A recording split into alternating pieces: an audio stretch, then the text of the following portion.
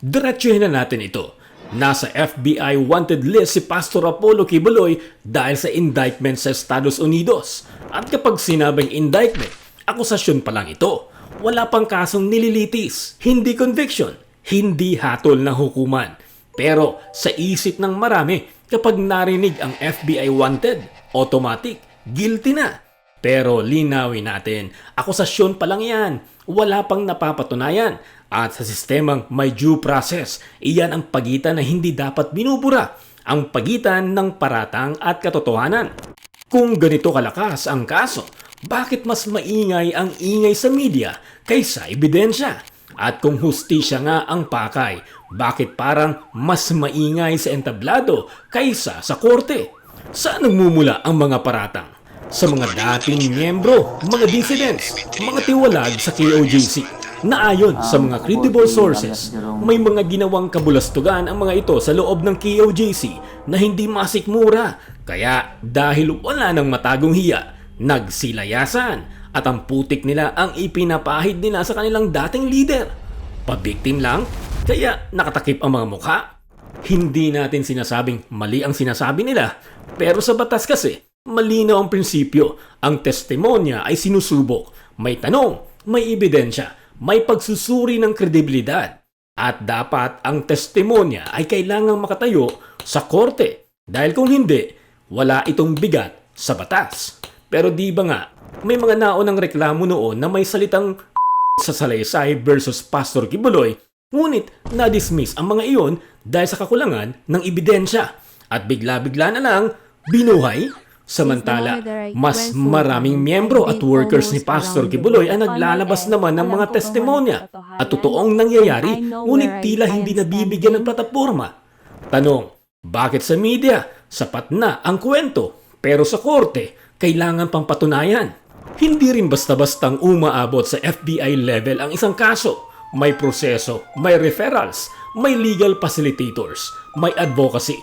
Tanong na bihirang itanong. Sino ang nagkokonekta ng personal na salaysay papunta sa federal machinery? At ano ang interes kapag ang target ay isang religious leader na may mass following?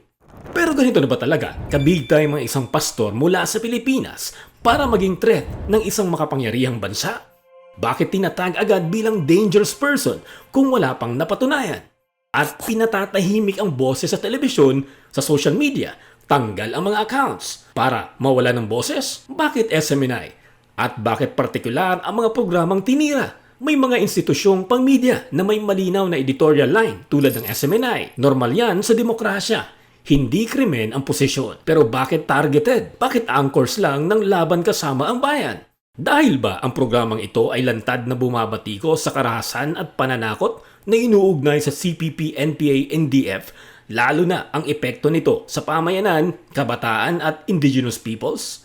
Issue-based ang mga banat, hindi personalidad. Samantala, ang isang organisasyon na nabansagan ng ay malayang naglilipa na sa social media at nakakapag-recruit pa ng mga kabataan. Mga convicted na pero nasa laya pa. Double standard lang tayo sa hustisya, ganun ba? Tanong, kapag argumento ang binabanatan, bakit ang sagot ay pressure sa nagsasalita, hindi sagot sa issue? At bakit pati ang gikan sa masa para sa masa?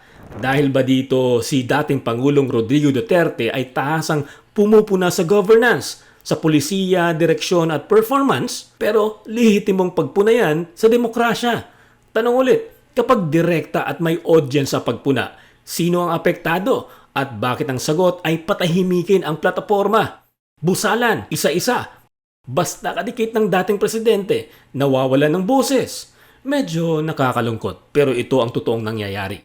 Ang mas malaking power map, sino ang nakikinabang? Tingnan ang realignment matapos ang 2022. Ang administrasyon ni Pangulong Ferdinand Marcos Jr. ay may malinaw na direksyon sa foreign at security policy.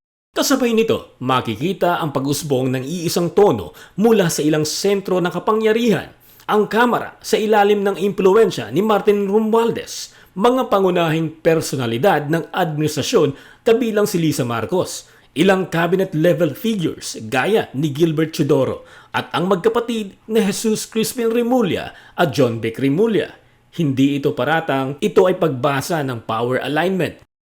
Kapag sabay-sabay ang tono ng executive, legislative at mga kaalyadong boses sa media, coordination ba ito o natural na convergence ng interes?